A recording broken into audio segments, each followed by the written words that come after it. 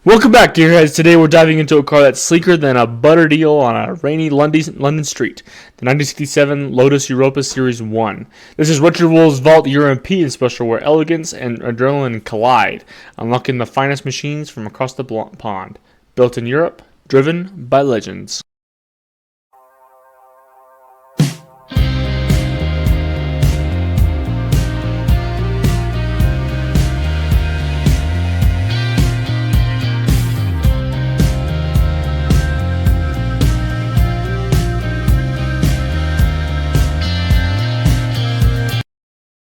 Here's a tasty little nugget from the Europa storybook. The Lotus Europa Type 47.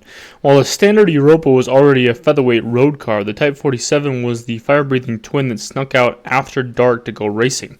Developed in the mid-1960s for Group 4 competition, it was a purpose-built track machine, low, slippery, and light as a croissant crumb in a Paris breeze. Colin Chapman essentially took the Europa's clever mid-engine layout and said, "Right, let's turn this thing into a proper weapon." Unveiled at Brands Hatch in December 1966, the Type 47 didn't tiptoe onto the stage. It stormed in, grabbed the bike, and stole the show. Almost immediately, it found success, winning multiple races in its debut season. For a car that looked like an exotic doorstop with wheels, it was surprisingly deadly on track. Aerodynamic efficiency gave it the edge in corners, while its featherweight construction made rivals feel like they were dragging a caravan behind them. The Type 47 proved the Europa wasn't just a quirky road experiment. It was a genuine racing contender. In fact, you could say it was the Europa turned up to 11, showing the world that Lotus had mastered the fine art of lightweight speed. The 67 Lotus Europa Series I wasn't just a car. It was Colin Chapman's idea of turning a scalpel into a speed machine. The body was molded as a single fiberglass shell with only the doors, bonnet, and boot as separate pieces. This gave the Europa a featherweight presence, tipping the scales at just about 612 kilograms, lighter than your average rock band's equipment on tour. But Lotus didn't stop at shaving weight. They mastered the art of balance. By planting the engine smack in the middle of the car, the Europa gained nearly perfect weight distribution, making it corner like a cat chasing a laser pointer. Its construction was a stroke of engineering cheekiness, a steel backbone chassis bonded directly to that fiberglass shell. Think of it like a turtle skeleton fused with its shell, only far faster and a lot less likely to end up upside down on the highway. The result was rigidity without the penalty of extra pounds, a true Lotus hallmark. This marriage of lightweight construction and mid-engine design wasn't just innovative. It made the Europa feel like a Formula One car in street clothes. In short, the Europa wasn't built. It was sculpted for speed. Pop the rear hatch of the 67 Lotus Europa and you won't find some roaring British beast, but rather a French heart with plenty of character. A 1470cc Renault A1K inline 4, borrowed from the Renault 16. On paper, it might not look like much. 82 horsepower, 76 foot-pounds of torque, and a displacement of 1.5 liters. But in a car weighing just 612 kilograms, that's like strapping a Greyhound to a skateboard. It moves a lot quicker than you'd expect. The engine itself was a clever bit of kit. With a light alloy block and head, a healthy 10.25 to 1 compression ratio, and 5 main bearings to keep everything smooth at speed.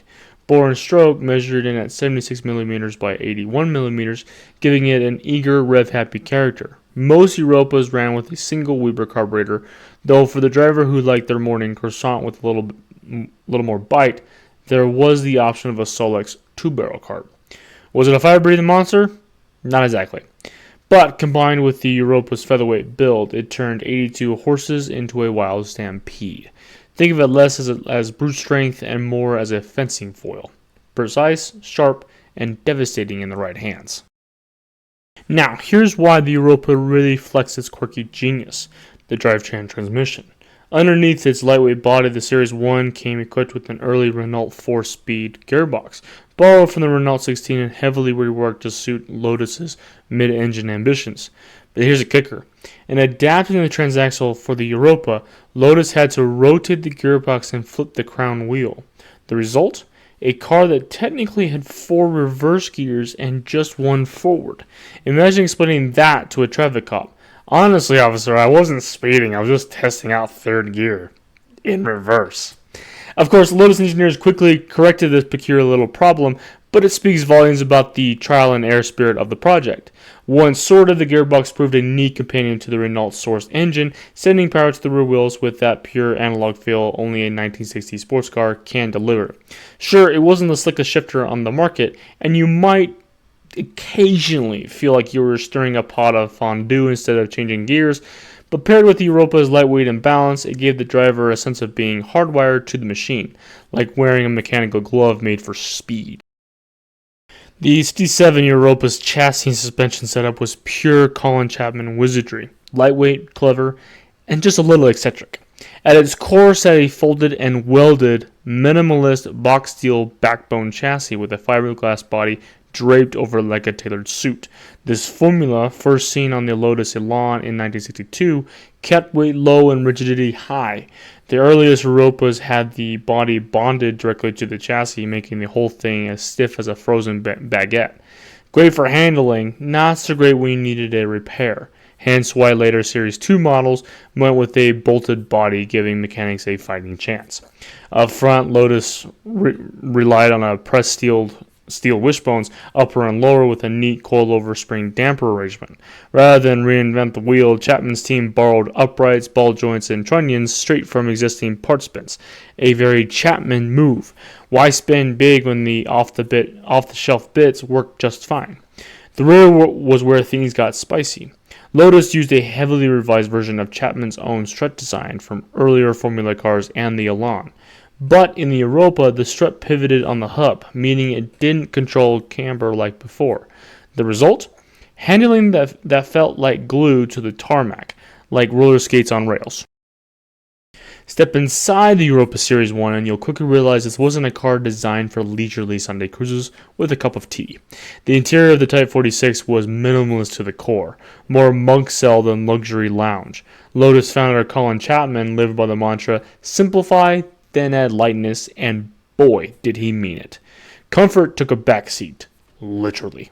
The seats were fixed in place, as were the windows, which meant no rolling them down for a cheeky wave or a drive-through burger run. Want more legroom? Sorry, friend. You'll just have to adjust yourself, not the seat. That said, Lotus gave you one saving grace. The steering column and pedals were adjustable.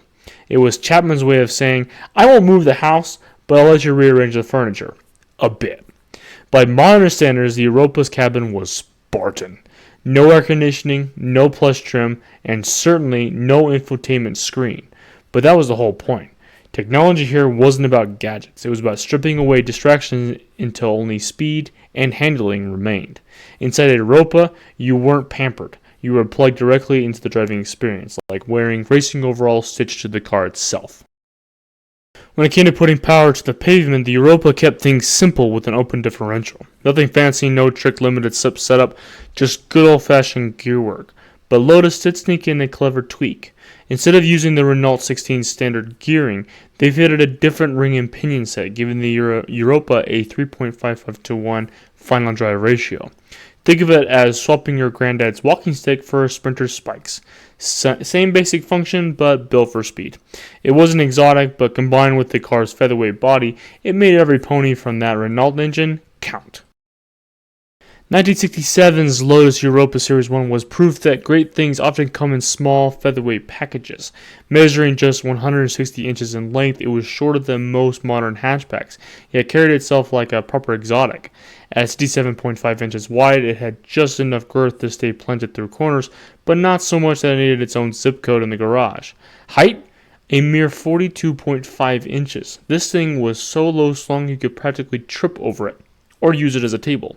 Getting in required a maneuver somewhere between a yoga pose and folding a deck chair, but once inside, you were part of the machine.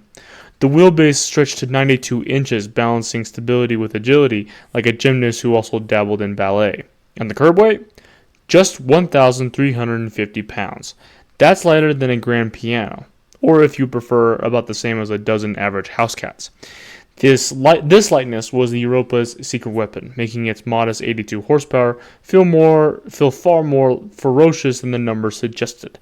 In an era of big block brutes, the Europa was the featherweight boxer, small, wiry, and quick on its feet, dancing circles around heavier opponents.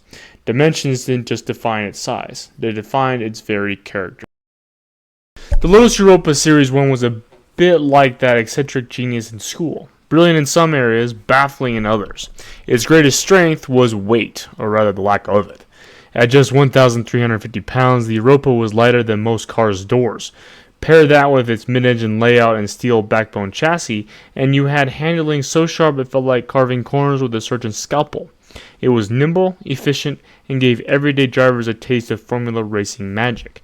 Add in Colin Chapman's simplify then add lightness philosophy, and you got a car that was pure driver's machine. No fluff, no frills.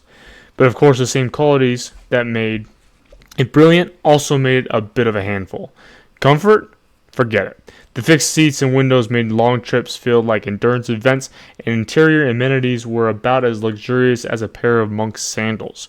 Repairs on the fully bonded chassis of the earliest models were notoriously difficult, and while the Renault engine was plucky, it wasn't going to win many drag races. In short, the Europa excelled at agility and efficiency, but sacrificed comfort and raw power. A flawed genius, yes, but one who couldn't help but admire. The 1967 Lotus Europa Series I may not have been the brawn of a muscle car or the comfort of a grand tour, but that was never its mission. This was Colin Chapman's lightweight love letter to speed and agility, a car that treated every bend on the road like it was a dance floor. With its fiberglass body, mid-engine layout, and featherweight chassis, it proved that finesse could outshine brute force. Sure, the fixed seats and monk-style interior made comfort a distant afterthought, but when you were carving corners, who cared if you couldn't roll down the window? The Europa was a scalpel in the age of sledgehammers, a fencing foil among broadswords.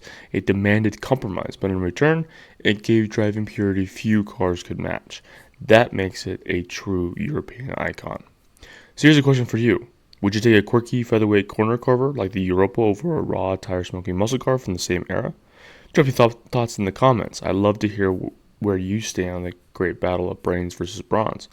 And don't forget to like, subscribe, and keep coming back for more classics. Euro icons, retro soul, only in RetroWheelsVault.